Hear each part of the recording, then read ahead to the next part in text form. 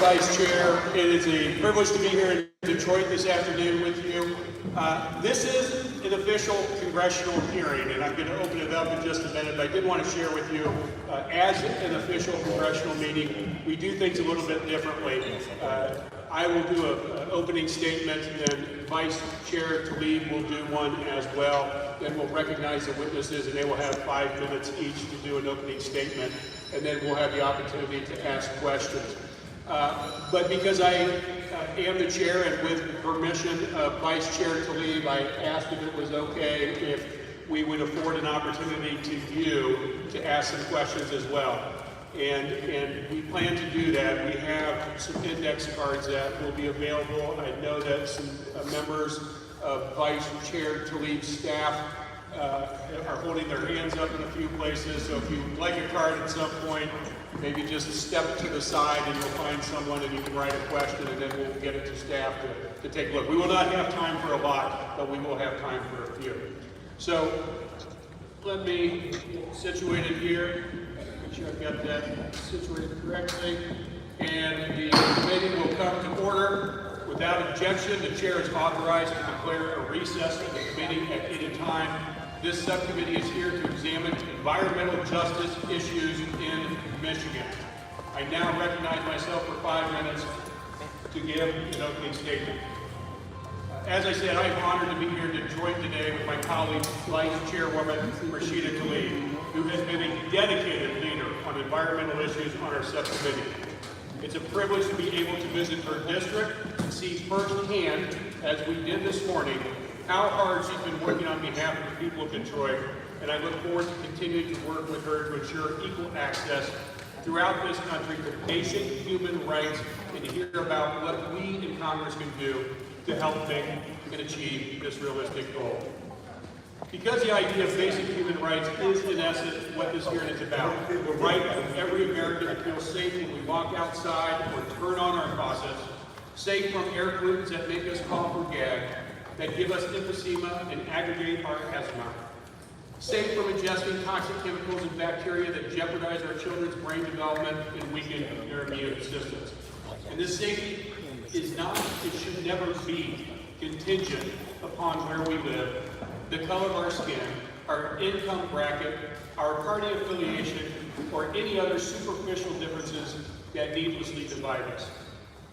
It makes me heartsick that the people of Detroit and Flint have been living without their basic rights, and that they have lost trust in elected officials. Earning their trust back won't be easy, but we in Congress are determined to make sure the reality of life in America lives up to the promise of America, the foundational promise that all people are created equal and all are equally deserving of a fair shot in life. Let me read you some statistics from the most recent Detroit Community Health Assessment released last year by the Detroit Health Department. 38% of Detroit residents live in poverty, the highest percentage of any major U.S. city. The rate of infant mortality in Detroit is twice the rate of the state of Michigan. Detroit residents' life expectancy is lower than the statewide average in nearly every neighborhood. And the rate of emergency rooms in Detroit is nearly twice that of the rest of the state. 9% of children in Detroit have elevated levels of negative blood, compared with 4% statewide. Other reports tell us that over 8 years, water and sewer costs in the city of Detroit have risen steadily, and already struggling low-income residents are paying approximately 10% of their monthly income on water bills. Water service has been shut off for many households in the city. And 5 years after public officials made the decision to switch its water supply, the city of Flint has still not fully recovered. Flint's mayor has still not declared the city's water safe to drink, and city residences are paying money that they can't afford for bottled water because they cannot trust the assurances that the crisis is over. That's right.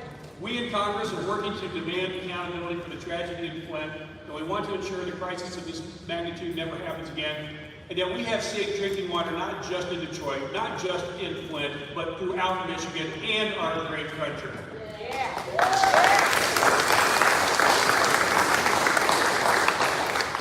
We as policymakers need to understand that when communities don't have clean air or clean access to clean water, that affects every aspect of life. Property values decrease, population decreases, people get sicker, the quality of sanitation declines.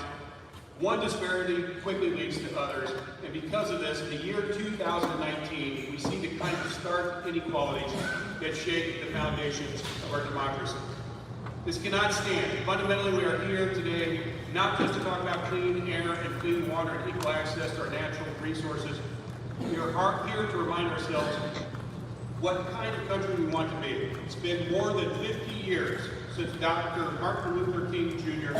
spoke of the existence of two Americas. It remains just as true now as it was then, that injustice anywhere is a threat to justice everywhere.